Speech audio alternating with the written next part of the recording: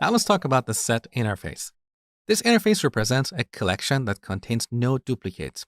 So it's a great way for storing a list of unique values. Let me show you. So here I'm going to declare a variable of type set of string. Let's import this. And we set this to a new hash set. This is one of the implementations of the set interface that you use 90% of the time. Now we can add a few items to this set. So set.add. I'm going to add sky. Then is blue. Now I'm going to duplicate this line so we have two blues.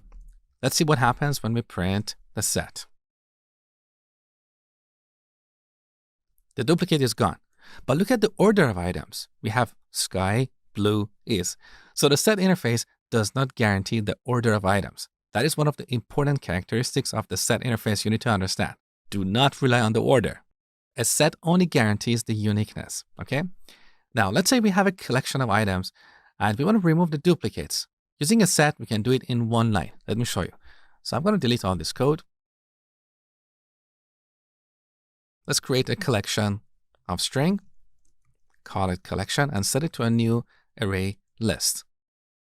Now, in this collection, we want to add a few items.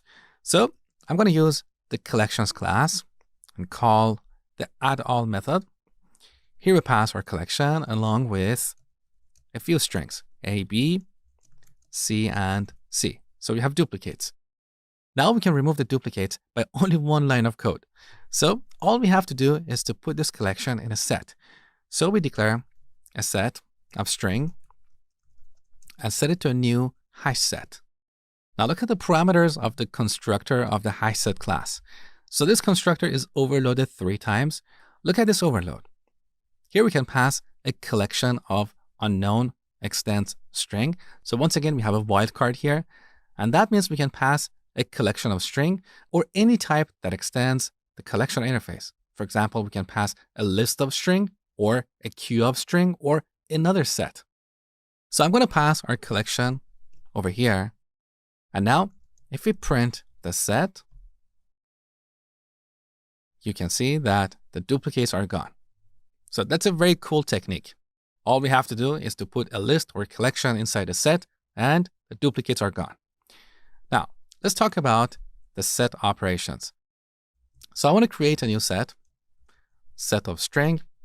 Let's call it set1. Here we set this to a new hash set. Now, this time, instead of a collection, I want to pass a list of string. But we don't have a list yet. One way is to create a list over here. But I'm going to show you a better way, a faster way. We have this class called arrays.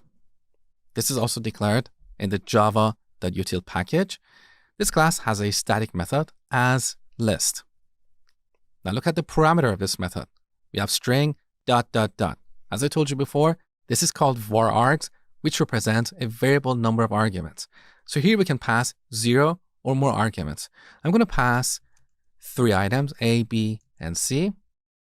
So this method will return a list of strings initialized with these 3 items. Okay, let me put this on a new line so you can see clearly. That is better. Now I'm going to create another set, but with different items. So B, C, and D. And we're going to call this set2. Now, when it comes to sets, there are 4 operations that you need to understand.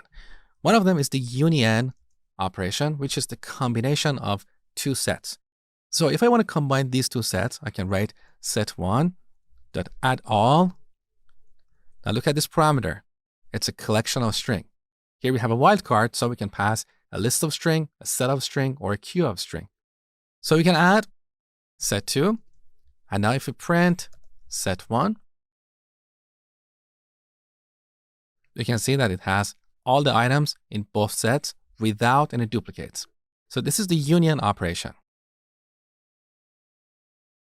Another useful operation is intersection. And that will give us the items that are common in both sets.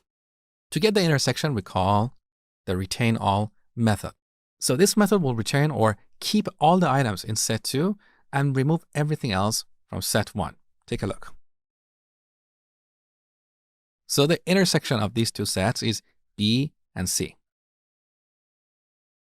Another useful operation is difference.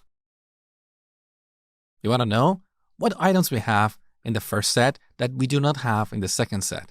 To do that, we call the remove all method. So we are removing everything that we have in set 2 and keeping the rest. Take a look. So the result is A. So this is how we can use sets. In the next video, we're going to talk about maps.